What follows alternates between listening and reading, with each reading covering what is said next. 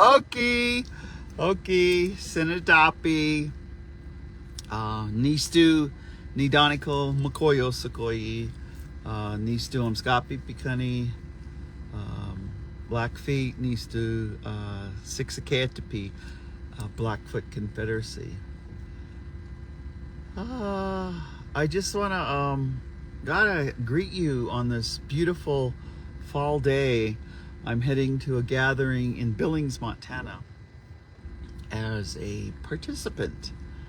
I decided to just unplug from things and to journey down where I know there's going to be Native Dads Network is coming, White Bison, of course, Rocky Mountain Tribal Chairmen's Association is coming.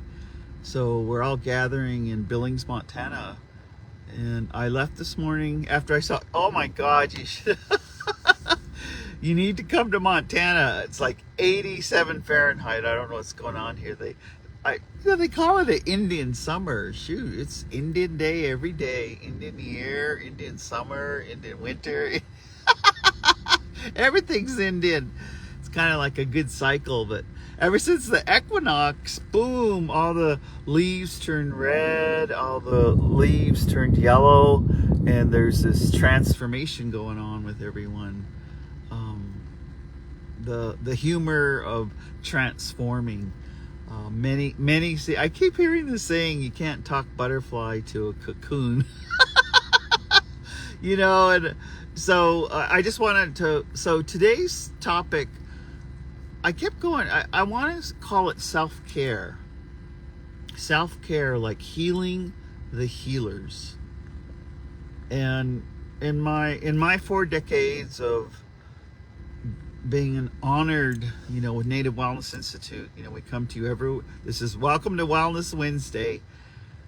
And welcome to just dialogue on positive, productive, and proactive things that we can do for ourselves.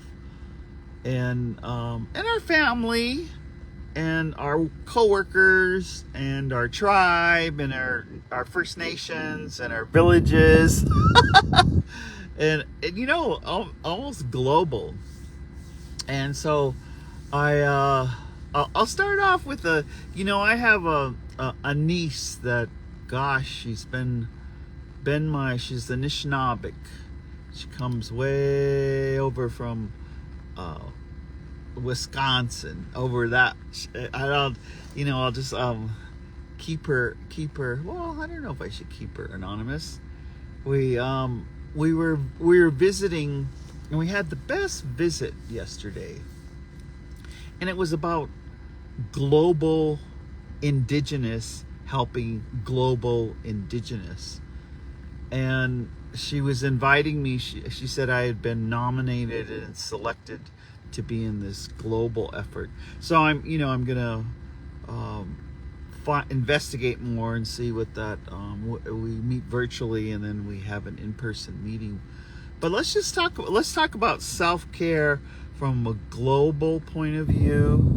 Because we all have access to each other through the internet, through this platform, through YouTube.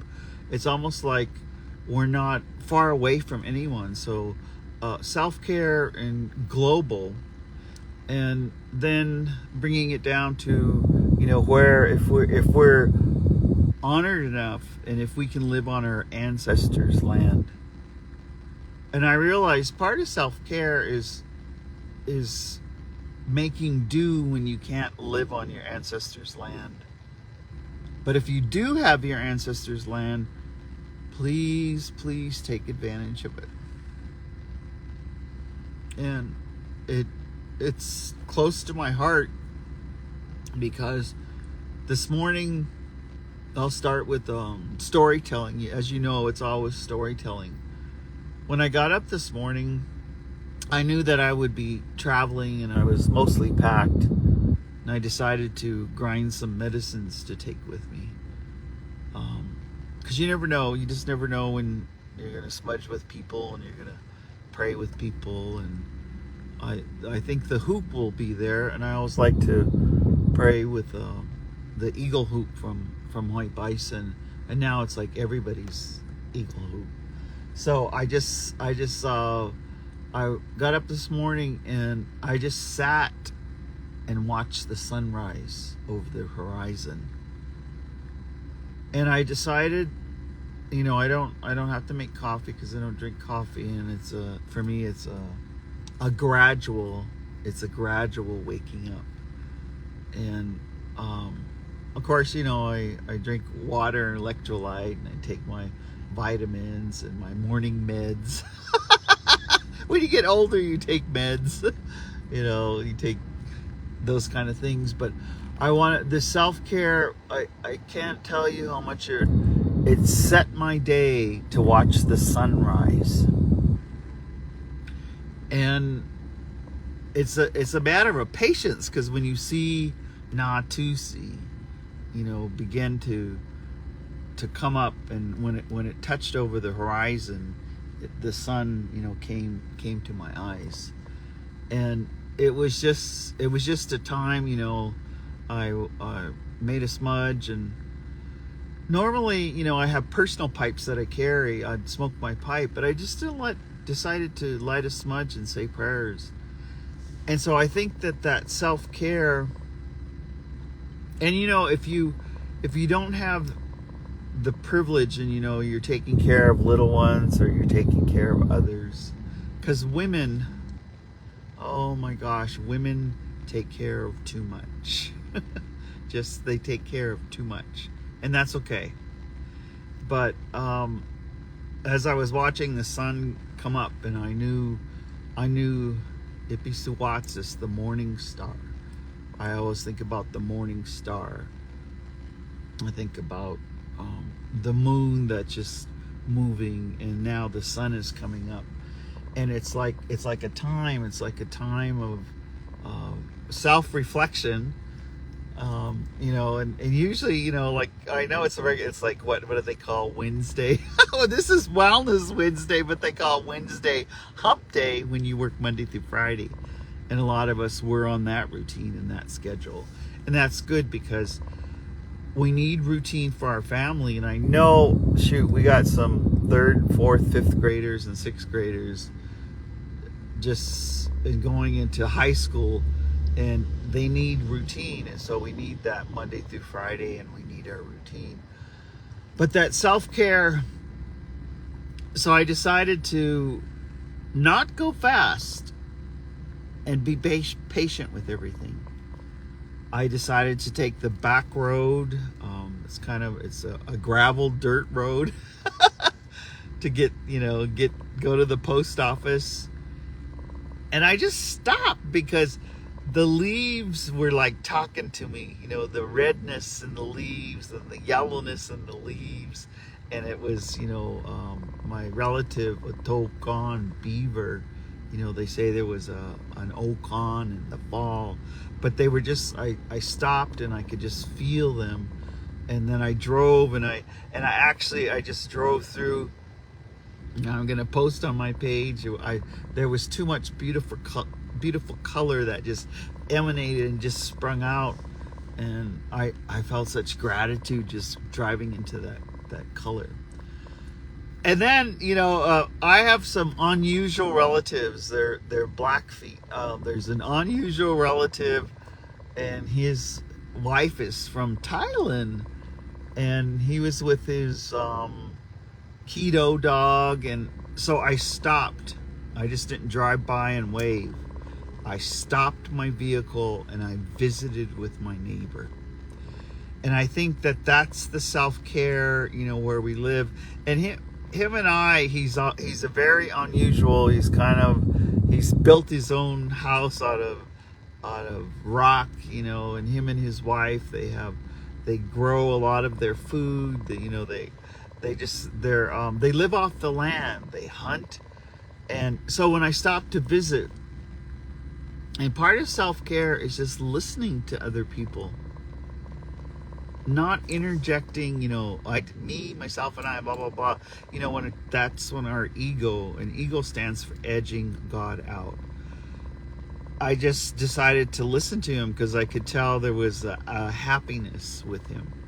So he shared a story, and I think it's beautiful because both him and his wife had 40, 60 acres of land in Alaska. And, 40 years ago, they were going to go back up there and build, like everybody's going to go, plan and live.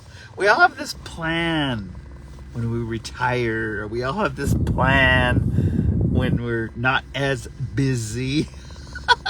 But long story short, he sold the land, and he was telling me he sold the land, and he was going to take his wife to Thailand to visit all her relatives because she hadn't been there in 7 years, and they're getting older in age, and he wanted to go, and he's going to go with her. It's like a gift to the both of them. He said, well, we can still get around. So, I just thought, wow, that is self-care. Because he made a decision. He's not going to go up and retire in Alaska and build a log home and do all that kind of stuff that maybe you dream about those things when you're 25 or 30 or 40. And he was just going to, so I just listened. I said, well, things are going good for me. I said, my mother's going to be 86 next week. And we're just really cherishing her and taking her everywhere and spending time with her. I think her and Lori took a trip over to Kalispell today. And so I wanted to start, I'm just visiting with you today because then that made me think, what are the things, and I'm going to ask you in your wellness, we have all these things that we planned on doing, but something that the life journey took us in a different way, and how we take control of how life's journey take us in a different way. And so then it was so beautiful. So then I drove a little further, and I can see my long distance sight is really, really good. I could see this elk silhouette way in the middle of the road with a calf, with a younger, it's not just freshly born, but I saw it, and it was looking at me. So then I just went slow. I went slow towards, and they stayed on the road because sometimes, when you have a little one, it's hard to go through the trees when you're elk. And just in case you shape shift and turn into an elk.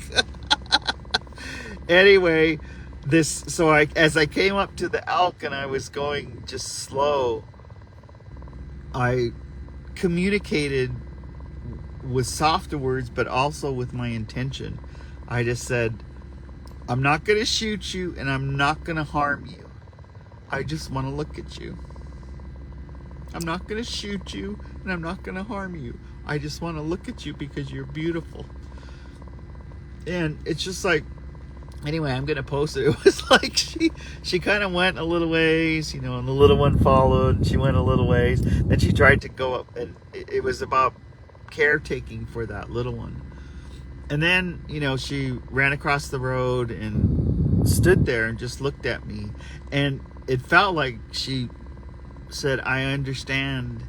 You just want to look at us. And you're not going to shoot us. And you're not going to harm us. And then I just thought, wow, where else in the world could you just have peace and harmony and calm and watch an elk taking care of their young? And not, and I'm sorry, I'm not, it's not about just shooting animals and where to shoot animals or where to shoot people. School shootings and 288 shootings in America. In other countries, they don't have shootings all the time. So I just got peaceful as I watched it go off into the trees. And so this self-care, so I'm just going to share with you, I kind of felt not like out of sorts, but usually I have deadlines. Usually I have to look at emails. Usually I have to look at, messages. Usually there's all, messages on social media. There's messages on email. There's messages on Facebook. There's all of this these messages, and I thought, I'm just not going to look at them right now. I'm going to enjoy my ride. I'm going to enjoy my time. Besides, you know, and of course, now I have like this iPhone that's hooked up to my truck, and it won't let you connect to stuff. It has like 2 prompts, you know, and one is I'm not driving, because it won't let you do things. And I thought that's a really good thing to have, because I see some people, they be driving like this and looking at their phone. Anyway, so I'll just share with you. I decided to go to White Bison, you know, we're allyship, and I've decided to go there as a participant. And I messaged Katari. I said, "Hey, Katari, I'd just like to come down and hug everybody and visit." And she goes, "Oh, good. We'll waive the registration fee." So I don't know what it is, but anyway, she waived it. And yesterday I took some time and I thought, well, I'll just stay there. I want to stay there, and I don't want to be, I'm not organizing anything, and they didn't ask me to speak. And that's okay. I don't, you know, that I want to go as a participant. So I didn't bring work stuff. I did, you know, bring my smudge, but I thought I'm going to take my time and drive through really good Indian country. You know, Montana is just Indian country. So I'm actually, I got it as far as Great Falls right here. I have a couple errands to run here, and then I'm gonna head towards, well, it's like go down through Eddie's Corner, and it's just phenomenal. It's like, it's warm, it's like a summer day, it's like a tease before it gets cold, or, you know, the first blizzard or the first snow, because we have 4 seasons and they're very distinct from each other, and that really helps with accepting things, the flow. It helps with your recovery, and you know, September's recovery month. It helps with your healing.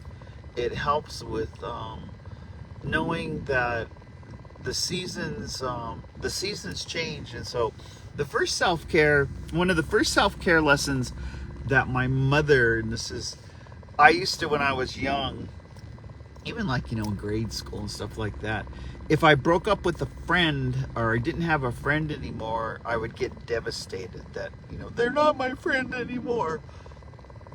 And my mom she would always say, there's nothing wrong with that. It's just like the seasons change, your friendship changes. And your friendship just changed another way. It doesn't mean you've done nothing wrong, they've done nothing wrong. It's just that you had a season for that friend. And I swear that it has to do with self-care. Because, you know, when we're in 1st and 2nd and 3rd grade, there's a season there of self-care. And we're just trying to figure out our confidence level, our self-esteem level, how much fun it is to play in sports, how much fun it is to read. And I actually used to love mathematics. I'm like a weirdo. I love math. I love sciences. I loved biology and dissecting. I really like dissecting the little brains out of the frogs. And, you know, I had when I was in school, I was safe. When I was in school, it was about learning, and there was nothing wrong. We didn't get punitive, or it was like our teachers. I had indigenous teachers. I remember my 4th grade teacher, Mrs. Simmons. She was African American, and she had went to Africa, and of course she comes back with a cuisine from Africa. It was chocolate covered ants. And I remember our classes going, "Ew, I'm not gonna eat that." I ate the whole box. Because I think it's okay to eat, but I'm not gonna go out and dine on, you know, insects or ticks, but it's okay to eat other things that are alive. You know, I'd grown up eating, you know, deer and buffalo and elk and fish, you know, fresh off the land, fresh. And so anyway, I just remember And so think about that seasons. And then, I'm looking at my 13 and 14-year-old relatives and how much emotion you need, the emotional intelligence that season. That's having one of my little relatives, the parents told me, oh, she has a boyfriend now. So, I haven't seen it, but it's just all of a sudden, one moment she was a girl, and the next minute she has a boyfriend. She might, and we don't know, we don't know the gender of a lot of our young people. They might be, gender fluid. They might be non-binary. So there's that season. But I want to talk about, what I'm looking forward to in Billings, because I was thinking, wow, I really got a lot of benefits at one time I was an elder for white bison. I got a lot of benefits because I knew Ozzie Williamson, and he's my uncle. I knew Horace Axel Nez Pierce, and Horace used to talk to wolves. I mean, he was a wolf whisperer. I knew Henrietta Whiteman. I understand she's not as mobile in a wheelchair now, but I got to know all these elders, and we got to talk about sobriety. They were always, Harold Belmont was not really a white bison person, but he was like a Nanakoa person, and other, American Indian Training Institute. That season. So white bison, thank you.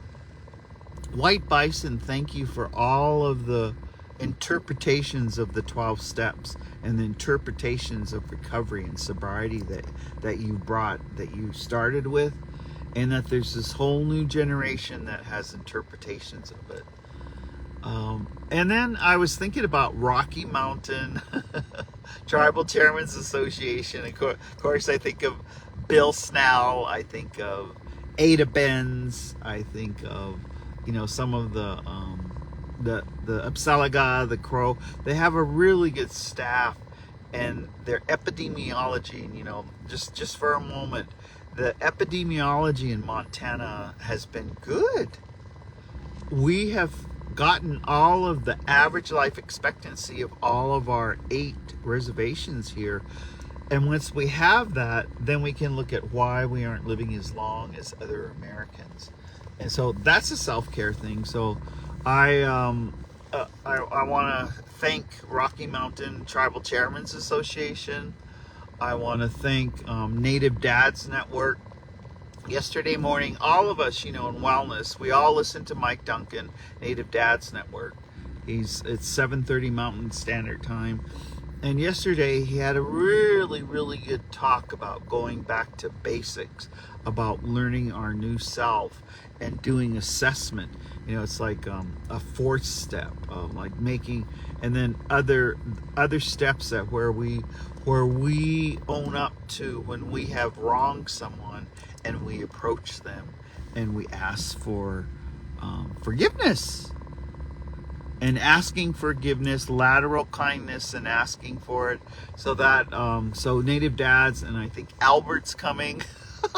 It's going to be really good to see Albert. Albert is he's like the godfather of 12-step. But he's like a godfather. I always think of Albert Titman. I think of Mary Hummingbird. I think of all of the efforts that they have just inundated, all of, because it's Public Law 280 in California. They inundated in that state, and then it's going national, and then it will go global. One of the beauties of even white bison is now coming into Canada, and you take what you use and don't, you don't need all of the rest, I'm hoping there'll be someone from NAFA, from Al Pooley's group, but we'll see. But who will be there? So this is the self-care. I was thinking, wow, what if Lame Deer, all their people come? you know, and I was even, you know, I was thinking about Clayton Small's family, you know, Jerry Girl movie, Jerry Small. I was thinking about all of the runners, all of the wellness that happened. There was so much death at Lame Deer, but there's like this big movement of sobriety. Teresa Small, and I know a lot of the women because I work with women. I know a lot of the men, but I work with women.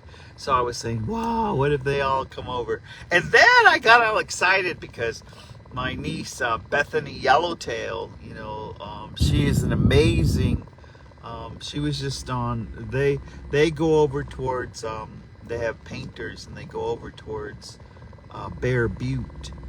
And Bear Butte is another, like Nenastico is a holy place. Bear's Lodge, and then Bear Butte.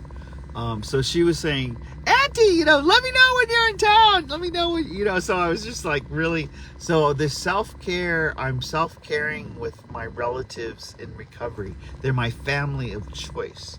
I have my blood family and I love my blood family, but I have a family of choice. And so I was just like getting really excited that, you know, I'll get to see Bethany and hear about, you know, all of her new designs. She's always got new design clothes. She's always sent me clothes to advertise and just really beautiful things like that. The other is, you know, I started to think, wow, Josiah Hugs.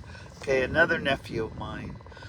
Josiah is like, he's working for the hospital there. He's doing a lot of liaison stuff and helping mind, body, and spirit. But I understand he has like a podcast, and it's just him and some of the brothers. And even before the pandemic, during the pandemic, they were always trying to get me to come on. And so I messaged Josiah. I said, hey, I'm going to come to Billings. I'm just doing some self-care. I will be happy to get on your podcast with no cost. This is my give back. And I think, you know, that's part of self-care. Yeah, we have to, you know, make money, but giving back, sometimes it's a blurred line. I know when I give back, I get plentyfold.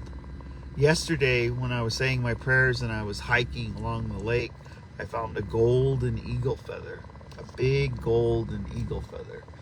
And it's not in here, but I always carry sometimes the feathers that I find. I'm carrying this one, and you know, I found this one a few months back, and it's like a tail feather, and so it was one of those times, you know, sometimes when you say your prayers, I always say Ishtabatapiyo. Have pity on me. Can you give me some kind of sign that everything's gonna be okay? Sometimes when I do that, I mean, when I found this feather, it happened. And yesterday, and then it makes me just feel that, you know, I'm doing my self-care. I'm taking care of me. And for you out there, you know, how are you taking care of yourself? You know, how are you taking care of yourself? And so, anyway, Josiah Hugs. I will definitely be on his podcast, and you know, and I thought that's cool because how many young crow men say, "Badass Auntie, will you come on and talk about wellness?" Because Josiah like would go into the prisons and help the Indians in the prison. Josiah would go out in Billings on the south side and sing songs. Just sing songs and light a smudge and listen to people. And light a smudge and listen to people more.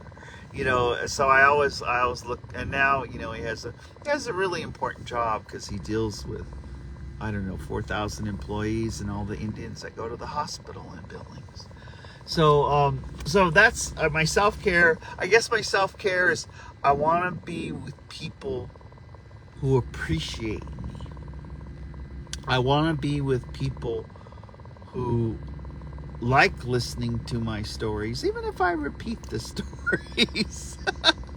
I'd like being with people who think you know, that maybe I have some life experience that I could share, that I have some life experience of dealing with relationships, that I have some life experience in dealing with a career, with jobs, with other natives. And that always I look for solutions, always I look for remedy, I always look, you know, so I'm getting excited about that. And as I was pulling over, I go, woo, I gotta do the power hour. And you know, so we're and I swear it's 87 Fahrenheit. So I'm just like keeping the, you know, the AC on a little bit. You know, there's this is a really, like, look how green it is. It is just so green and beautiful. And this is in Great Falls. So I thought I could get out, but then I'd probably just start sweating to death. Unless like there's a pool and I'm in my bathing suit and stuff like that. So I just decided just to come on. So let's talk some more about self-care. So while I'm down there, well, first of all, I'm going a whole day early so I could get situated, get something good to eat. And I was thinking, I used to really like the 12-step meetings in Billings. I'll have to, you know, look up and see what 12, just go to a meeting. You know, spontaneous. I used to like the meetings up in the Heights, and anyway, I was just like, I could do that. They have a swimming pool. I could do my exercise there. You know, I was just gonna have a day, and that's, you know, I was just saying, I'm not gonna look at all the emails. I'm not gonna, you know, just be that, you know, in high gear. I think self-care is really like unplugging. I'm not going to unplug now and because it would go offline. But we're not running as fast, and we're not going as fast, and we're just enjoying the time. Because, you know, going fast is not the same as going somewhere. And that was what I was feeling when I was on the back road with that elk, and when I was with the trees, and, well, you know, just, and as I'm going, as I leave here, I'm gonna look at the land. And of course, you know, I always have my tobacco. I decided to, I always get this when I was in the Southwest. I usually get these as gifts when we go to ceremony. I thought, I'm gonna gift myself this. So I got all this really fresh tobacco for praying. You know, I don't smoke, but fresh tobacco for praying. So I thought, you know, I'm just going to stop along the way, and especially where I see waterways, or I'm going to stop and I'm going to take out this tobacco, this Pistas Khan, and say prayers. And for the land, for the water, and that global, I began, you know, that global efforts that I was telling you about, because my niece Lisa was telling me that they want to connect on indigenous wisdom globally, and that was why I guess I was chosen to be with these other Maori and other Aboriginals from Australia, is that they just want a dialogue. And bottom line, what it all comes to is pray together. It's not like the solutions in Australia are not the solutions in New Zealand or Aotearoa. The solutions are not the solutions for here, or for like South America. We have similarities. Learning our language, revitalizing our language, revitalizing our ceremonies, you know, even our rite of passage ceremonies. Getting every, you know, in Australia, they call it your token. They have a way of harmonizing everything. Like if it's, because they would ask us, you know, what is our token animal? And because we ran into people that their token animal, whoever their token animal is, they don't eat. So if your token animal is a kangaroo, you don't eat kangaroo. And that it has to do with your birth and with the medicine people that they have, so they keep everything in harmony. They don't overkill any kind of animal if that's your token. And then that's almost like your, I don't want to say spirit animal, but it gives you sustenance because you identify with that animal. Shoot, I could say, boy, I identify with Bonaka elk. I identify with Kyayo, black bears, boxicway, grizzly bear. I identify most definitely with Mokoyo Sakoi, these two Mokoyo, with a wolf. But I also identify with my pet fox. I'm gonna have to. I think I've been having pet foxes for almost close to 20 years now, and I have a I have a pet skunk now, and she's pregnant. She is big, and so I'm gonna be gone, a few days, and so I had some leftover chicken, and so what I did is I put it in a paper plate and I slid it under where the pregnant skunk could eat it, because I've been feeding her. She's been eating a lot, but I could tell because she's wobbling like this, and there's I don't know how many babies are there, but she's gonna have her baby soon, maybe, but it's kind of like my treaty with her. I'll say, please hear my prayers, please. It's like they look at me. My fox does. I know my fox says prayers, because there's been times when I have sorrow, and I get sorrow and I move through it.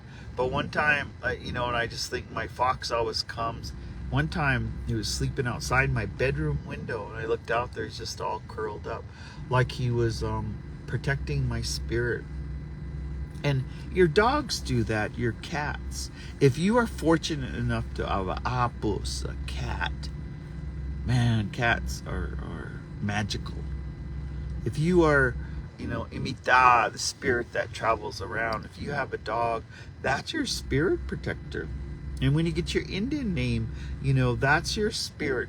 You have spirit protectors around you. And if you don't have your Indian name, that means you're defenseless. So get your Indian name. And so this self-care. So I'm looking, and we're at the Billings Hotel and Convention Center.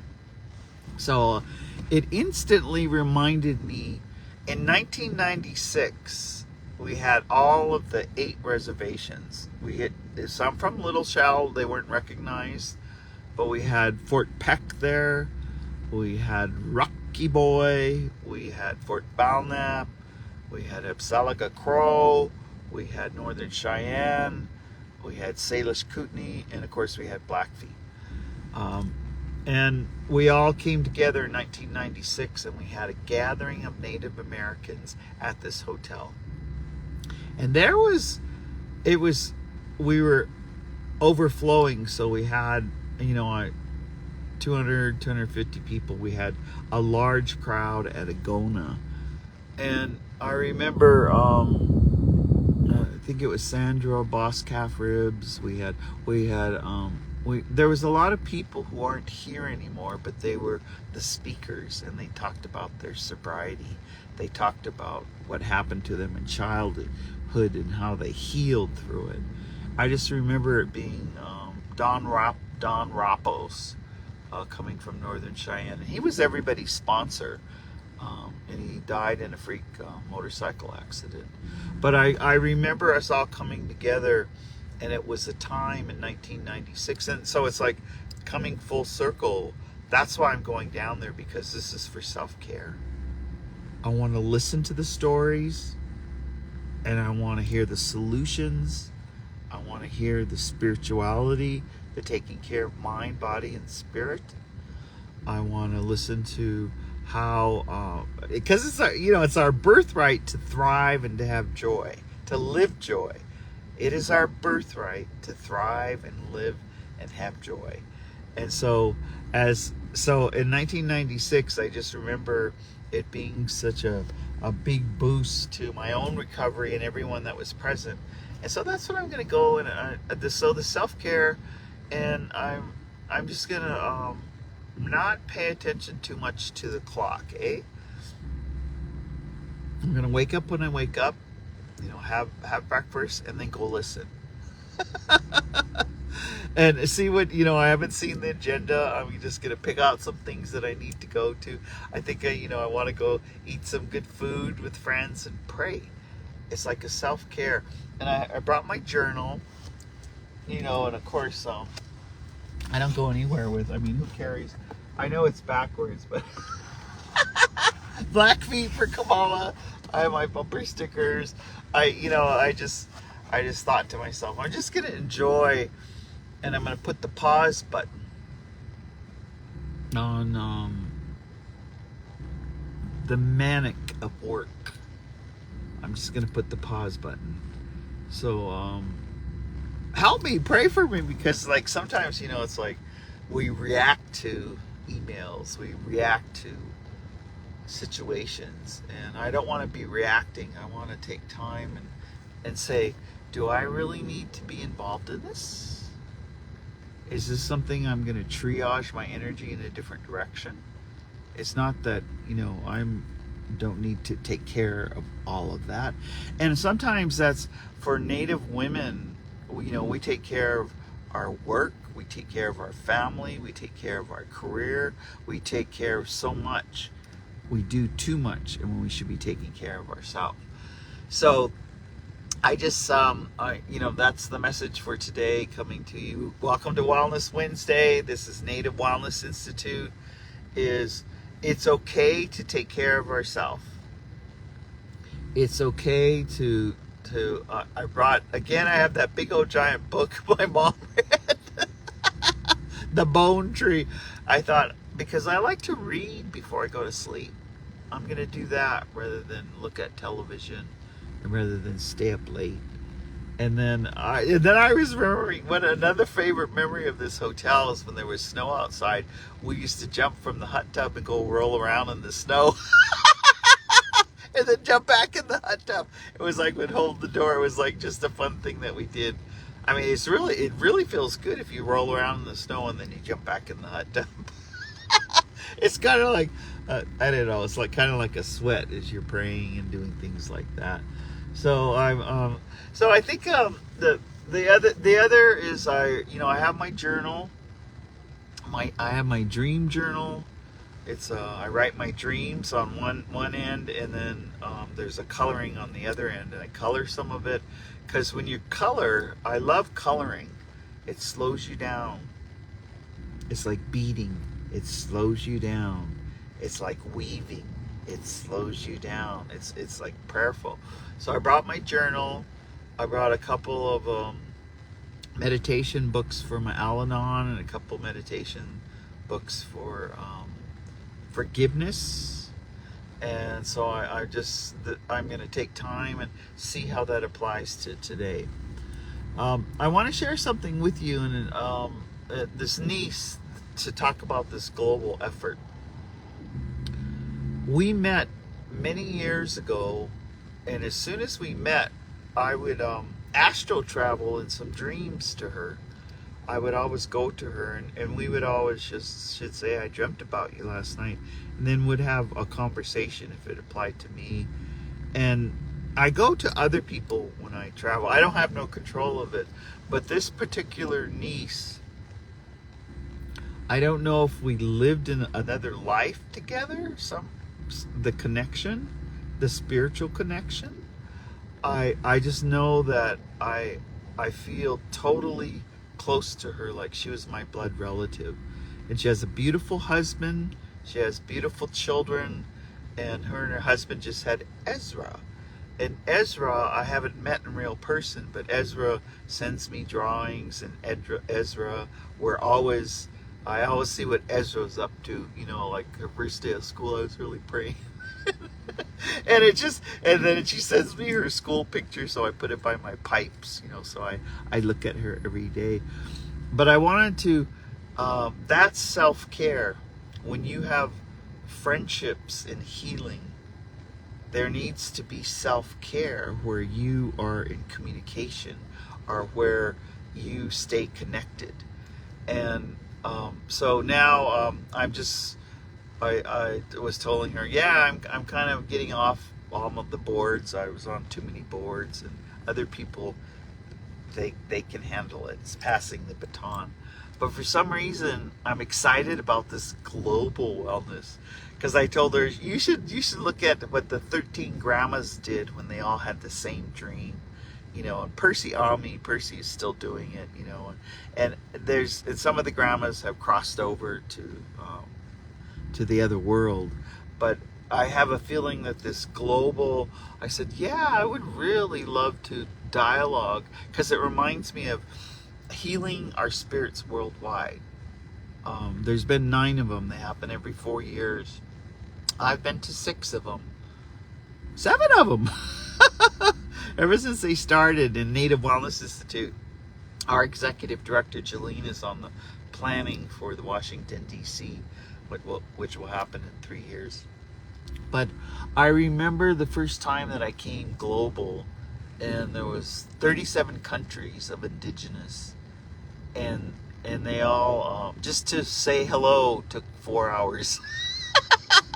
Because the Maori had to haka, people had to sing for permission to come on the land. And this is in 1992. And so whenever you get indigenous together, good things happen. And we got to problem solve some of this, stuff with Gaza, some of this stuff with Israel. How do we have some of that solution? So I'm getting really, I'm looking forward to that. I think even, my Ta'amokos speak to me. They help my healing. They really helped my healing with grief when my father passed. And I look at how I've always learned from the Maori to take holy water from one place and put it holy water in another place. Like wherever you are, like in Billings, I'll probably get some rocks, take them up to the medicine wheel, get some water, but then pour it into St. Mary's River, and then take some of that water. So, if you're in a place that doesn't have much water, ask for the water to come back. Because the water and the earth and the aquifers, the water talks to the water, and that's the spiritual way that we correct things on the earth. And places that are in drought, we bring back the water. We're now learning to capture rainwater. We're learning to capture the snow, the natural waters, to providing for us. So this global, I guess I'll wind down with one more story. The National Native Women's Resource Center, when Pam Iron was the director, we took 29 Native women over to New Zealand, Oteria, and we had a cultural exchange for 2 weeks. We had like a camp where we ate together, and we told each other's creation story. We told each other our indigenous names. We told each other, that's how we learned about the fertility rock. Remember Randy Teton? Randy was, wanting to, anyway, we took her out there and prayed with this fertility. There's a lot of wisdom with women with fertility. There's a lot of wisdom with birthing. There's a lot of wisdom with raising, with breastfeeding. There's a lot of wisdom with rearing children in the wild, barefoot. So that cultural exchange, there was some humor there, because they had stereotypes of us, and then we had stereotypes of the Maori.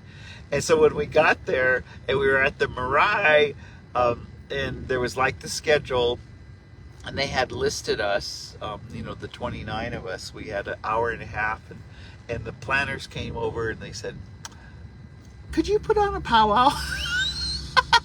Because they had never seen a powwow. And it was interesting because we all brought gifts. Of course, you always bring gifts, and there's an interchange of gifts.